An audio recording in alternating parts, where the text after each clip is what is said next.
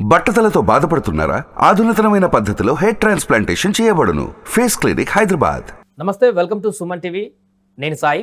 ఐపీఎల్లో ఇలా రసవత్తమైనటువంటి మ్యాచ్ ఉంది. Mumbai versus RCB. వరుస ఓటములతో సతమతం అవుతున్నటువంటి ఆర్సీబీ ఈ రోజన్న గెలుపు బాట పడుతుందా? వరుస 3 ఓటముల తర్వాత 4వ మ్యాచ్లో విజయం సాధించినటువంటి ముంబై దాన్ని కంటిన్యూ చేస్తుందా?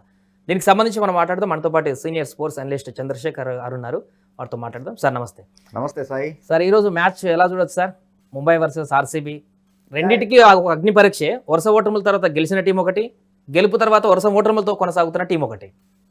లేదులే, గెలుపు తర్వాత కాదు, మధ్యలో గెలిచింది మళ్ళా ఓడుతుంది ఆర్సీబీ. బట్ ఎనీవే, ఆర్సీబీ అయ్యేటప్పటికి 5 మ్యాచెస్ ఆడేశారు వాళ్ళు.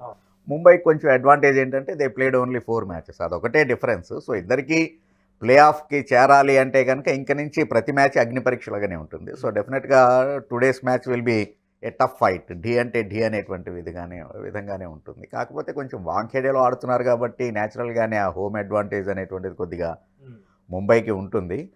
సో ఎక్స్ట్రాఆర్డినరీ గేమ్ని డిస్ప్లే చేస్తే తప్ప ఆర్సీబీ బయటపడేటువంటి అవకాశం అయితే లేదు ఇవాళ మ్యాచ్లో. ఒకటి సార్, ఆర్సీబీ ఎందుకు అంటే స్కోర్ బాగానే చేస్తున్నారు, టోటల్ స్కోర్ 170, 180 పైన కొడుతున్నారు ప్రతి మ్యాచ్లో కూడా. అయినా గెలవలేనటువంటి పరిస్థితి కనపడుతుంది. ఎందుకు? బౌలర్ల ఫెయిల్యూరే ప్రధానమైనటువంటి అంశంగా చెప్పొచ్చా? బౌలర్ల ఫెయిల్యూరే కాదు, ఈవెన్ ఇన్ఫ్యాక్ట్ అనే batting track last match Rajasthan రాయల్స్తో జరిగినటువంటి మ్యాచ్ని కూడా గమనించినట్లయితే కనుక it's a purely batting track. మనకి తెలిసినటువంటిదే. ఈవెన్ యాక్చువల్గా చిన్నస్వామి స్టేడియం అంటే కనుక ఒకటి స్టేడియం చాలా డైమెన్షన్స్ చాలా తక్కువగా ఉంటాయి. The minimum as per the ICC guide lines ప్రకారం మినిమం బౌండరీ ఉండేటువంటిది 60 and 65 ఇది.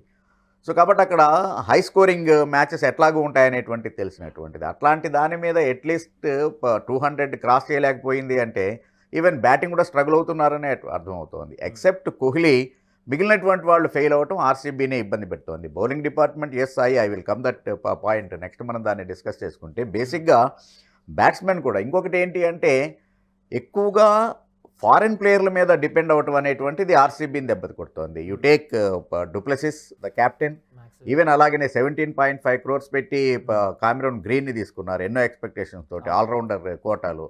సో 17.5కి న్యాయం చేయట్లేదు. ఈవెన్ మ్యాక్స్వెల్ అయితే ఏకంగా 2 డక్అవుట్లు ఉన్నాయి అతనికి అవుట్ ఆఫ్ 5. సో అందుకని ఎప్పుడైతే ఫారిన్ ప్లేయర్ల మీద ఎక్కువగా డిపెండ్ అయ్యి ఉంటారో ఆబ్వియస్లీ రిజల్ట్ ఈ రకంగానే ఉంటుంది.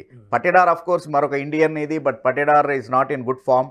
సో కోహ్లీ మీద హెవీలీ డిపెండ్ అవ్వటం అనేటువంటిది వాళ్ళ బ్యాటింగ్ ఫెయిల్యూర్కి కారణం. లాస్ట్లో of course Anuj Rawat and Dinesh Karthik are there, వాళ్ళు బ్యాట్ ఊపుతున్నారు కదా అని సాయి అడగచ్చు కాక, బట్ దినేష్ కార్తిక్ వచ్చేటప్పటికే జరగాల్సినటువంటి డ్యామేజ్ జరిగిపోతూ ఉంది. సో అదొక కారణం. ఇంకొక పాయింట్ సాయి, నిజంగానే వాళ్ళ బ్యాటింగ్ ఫెయిల్యూర్ అనేటువంటిది సహజంగా బెంగళూరు వికెట్, లేకపోతే you take that for that matter any south Indian track అంటే అఫ్కోర్స్ మళ్ళీ మన ఉప్పల్ వికెట్ ఎప్పుడు కూడా ఎక్సెప్షనల్, బ్యాటర్ ఫ్రెండ్లీగా ఉంటుంది. దాన్ని పక్కన పెడితే కనుక you take Chennai or even Bengaluru, స్పిన్నర్లకి హెల్ప్ చేసేటువంటి దాంట్లో నాణ్యమైనటువంటి స్పిన్నర్ లేకపోవడం వాళ్ళకి చాలా పెద్ద సెట్ బ్యాక్. కరణ్ శర్మ టీంలో ఉన్నాడు, కరణ్ శర్మని ఎందుకు 11లో తీసుకోవట్లేదు అనేటువంటిది $1 million క్వశ్చన్. పోనీ హీఈస్ ఏమైనా ఇంజురీ పోర్న్ అయితే కనుక దట్స్ ఏ ప్రోన్ అయితే that's a different story, but అట్లాగా కాదు. సో మయాంక్ దగ్గర మీద ఎక్కువగా ఆధారపడటం అనేటువంటిది, ఉన్నటువంటి చహల్ని మ్యాచ్ విన్నింగ్ బౌలర్ చహల్ని వదిలేసుకోవటం అనేటువంటిది. ఈవెన్ యాక్చువల్గా అంటే వాళ్ళు కొన్ని లాస్ట్ ఇయర్ ఆక్షన్ ముందు కూడా కొన్ని స్ట్రాటజికల్ మిస్టేక్స్ చేశారేమో అనేటువంటిది అర్థమవుతుంది. ఇప్పుడు డెత్ ఓవర్స్ స్పెషలిస్టు హర్షల్ పటేల్ని వదులుకోవటం అనేటువంటిది ఇట్స్ ఎ బిగ్ మిస్టేక్. ఎందుకంటే ఆల్రెడీ చహల్ని రిలీజ్ చేసి ఉన్నారు మీరు.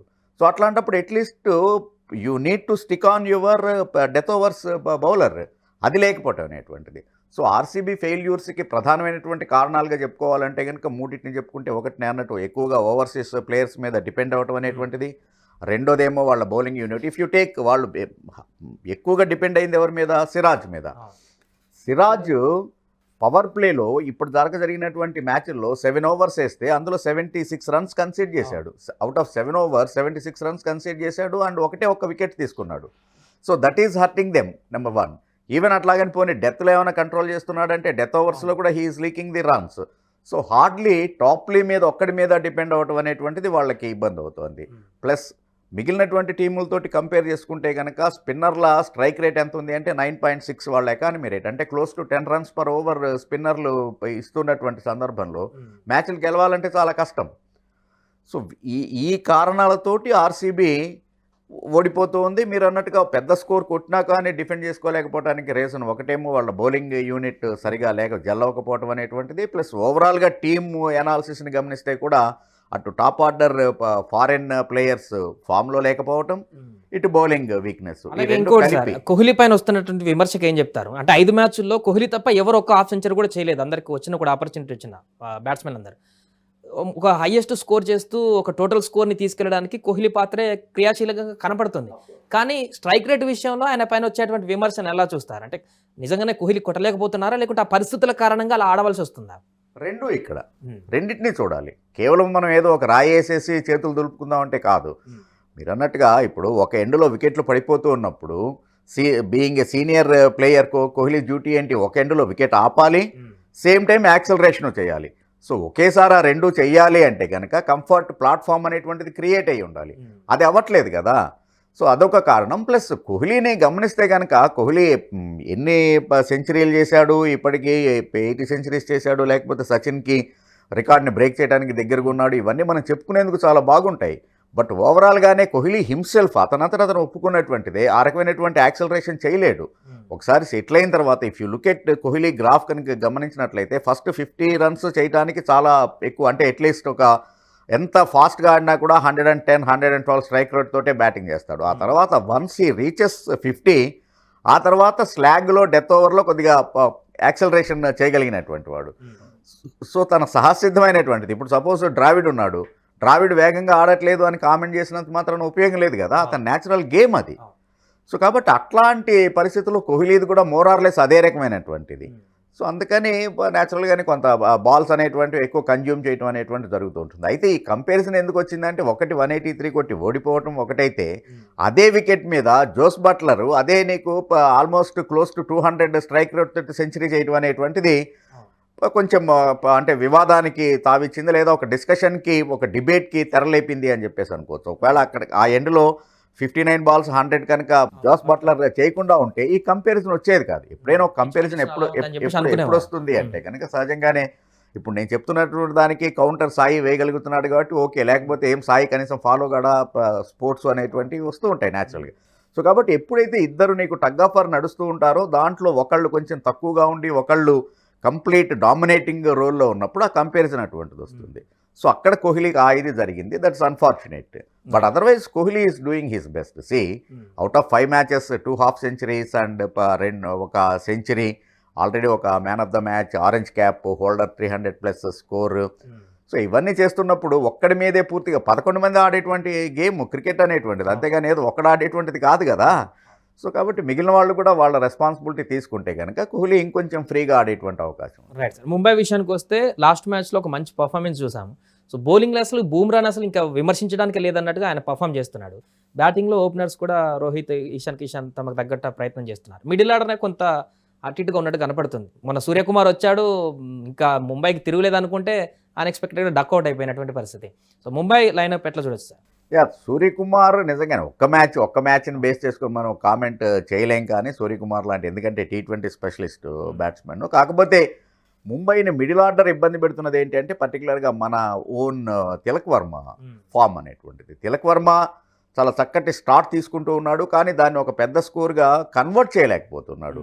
అది డెఫినెట్గానే హర్ట్ చేస్తుంది. ప్లస్ అలాగనే హార్దిక్ పాండ్యా కూడా ఆ ఫ్రీ ఫ్లో అనేటువంటిది ఉండట్లేదు. ఒకటి క్యాప్టెన్సీ రెస్పాన్సిబిలిటీ, క్యాప్టెన్సీ పోనీ బరువుగా ఫీల్ అవుతాడా అనేటువంటిది ఏం కాదు. ఆల్రెడీ గుజరాత్ టైటాన్స్ని ఛాంపియన్స్గా టీమ్గా నిలబెట్టినటువంటి వాడు. ఈవెన్ 2 ఎడిషన్స్లోనే ఒకటి ఛాంపియన్, తర్వాత రెండోసారి రన్నర్ అప్. సో కాబట్టి ఫైనల్ 2 దాకా తెచ్చినటువంటి క్యాప్టెన్. ఈవెన్ యాక్చువల్గా రోహిత్ శర్మ ఆబ్సెన్సీలో ఇండియన్ టీంకి క్యాప్టెన్సీ చేసినటువంటి వాడే, సిరీస్ విజయాలను అందుకున్నటువంటి వాడే. అది కాదు, కానీ ఎప్పుడైతే అతన్ని క్యాప్టెన్గా, ముంబై ఇండియన్స్ క్యాప్టెన్గా మిగిలినటువంటి అభిమానులు, ఈవెన్ తన సొంత ముంబై ఇండియన్స్ అభిమానులు యాక్సెప్ట్ చేయలేదో, కొంచెం ఆ సైకలాజికల్ ప్రెషర్ అనేటువంటిది పాండ్యా ఫీల్ అవుతున్నాడు. అందుకని అతను ఫ్రీగా ఆడలేకపోతూ ఉన్నాడు. సో అదొక రీజన్ ముంబై ఇండియన్స్ విషయానికి వచ్చేటప్పటికి. ఎంత మటుకు Rohit Sharma of course last match చాలా సూపర్బ్ నాక్ ఆడాడు. ఈవెన్ ఇషాన్ కిషన్ ఇది కానీ మీరు గమనిస్తే కనుక ఈవెన్ ముంబై ఇండియన్స్కి వచ్చినటువంటి ఇబ్బంది ఏంటి అంటే వాళ్ళకి సరైనటువంటి ప్లాట్ఫామ్ పడట్లేదు. ఎప్పుడైతే ఒక మంచి ప్లాట్ఫామ్ అనేటువంటిది క్రియేట్ అయి ఉంటుందో on that you can build a beautiful building. But platform last match ఒకటే వాళ్ళకి యాక్చువల్గా ఆ ప్లాట్ఫామ్ క్రియేట్ అయింది, 93 రన్స్ పార్ట్నర్షిప్. సో అందుకని అది కూడా కొంచెం హర్ట్ అవుతోంది. బహుశా ఇప్పుడు లాస్ట్ డీసీ మ్యాచ్ తోటి వాళ్ళు ఫామ్లోకి వచ్చారు కాబట్టి రోహిత్ శర్మ అండ్ ఇషాన్ కిషన్ ఇంకా రాబోయేటువంటి మ్యాచ్ల్లో ఆ ఇబ్బంది ఉండదేమో అని చెప్పేసి అనుకోవచ్చు. Mumbai. బౌలింగ్ ఇది చూసుకుంటే కూడా yes of course Coetzee is there. Last match 4 వికెట్స్ని తీసుకున్నాడు కోర్జీ. బుమ్రాకి కొంచెం అతను అంటే సపోర్టివ్ రోల్ చేస్తూనే ఉన్నాడు. కాకపోతే వాళ్ళకు కూడా స్పిన్నర్ల లోటు అనేటువంటిది ఎదుగుతోంది. ఈవెన్ లాస్ట్ ఇయర్ యాక్చువల్గా కుమార్ కార్తికేయ చాలా అద్భుతమైనటువంటి ప్రదర్శన చేశాడు. మరి అతన్ని ఎందుకు తీసుకోవట్లేదు అనేటువంటిది ఆలోచించాల్సినటువంటిదే. ఫైనల్గా ఈ రోజు మ్యాచ్లో ఏ టీం కొంత ఫేవర్గా ఉందని చెప్పుకోవచ్చు, ముంబైకా ఆర్సీబీకా? ఆఫ్ కోర్స్ ఒకటి హోమ్ గ్రౌండ్లో ఆడుతున్నటువంటిది, plus if you look at the track already 34 matches ఆడిన దాంట్లో 34 మ్యాచెస్లో 24 మ్యాచెస్ ముంబై గెలిస్తే 10 మ్యాచెస్ ఆర్సీబీ గెలిచింది. ఈవెన్ యాక్చువల్గా వాంఖెడే స్టేడియంలో కూడా out of 10 matches they played head to head. 7 matches Mumbai గెలిచింది, 3 మ్యాచెస్ మాత్రమే ఆర్సీబీ గెలిచింది. సో కాబట్టి if you look at the track record statistical ఇది ప్లస్ లాస్ట్ మ్యాచ్ గెలిచి ఉన్నటువంటి ఊపు, ఎందుకంటే షెపర్డ్ రూపంలో వాళ్ళకి ఒక ఇంపాక్ట్ ప్లేయర్ దొరికాడు. లాస్ట్ మ్యాచ్ అతనే 10 balls 39 runs, అదే యాక్చువల్గా మ్యాచ్ని టర్న్ చేసినటువంటిది. సో కాబట్టి ఒక బ్యూటిఫుల్ ఇంపాక్ట్ ప్లేయర్ వాళ్ళకి దొరికాడు. హోమ్ గ్రౌండ్ ప్లస్ బుమ్రాని ఎదుర్కోవటం కోహ్లీకి ఎంత మటుకు సాధ్యమో అనేటువంటిది చూడాల్సినటువంటిదే. సో ఈ వీటన్నిటినీ కన్సిడరేషన్లోకి తీసుకున్నప్పుడు ముంబైకి డెఫినెట్గా ఎడ్జ్ ఉంది అని చెప్పేసి అనుకోవచ్చు. Right sir. సో మొత్తానికి అది ఈ రోజు జరగబోతున్నటువంటి ముంబై వర్సెస్ ఆర్సీబీ మ్యాచ్ కొంత రసపాత్రంగానే కొనసాగేటువంటి అవకాశం ఉంది. ఒకవైపు ఆర్సీబీ వరుస ఓటములు, ముంబై తాజా విక్టరీతో రెండు కూడా తీవ్రమైనటువంటి పోటీలో ఈ రోజు పాల్గొనబోతున్నట్టుగా కనపడుతుంది. ఏదేమైనా కూడా స్లైట్ ఎడ్జ్ హోమ్ టీం కాబట్టి ముంబైకే ఉన్నట్టుగా కనపడుతుంది.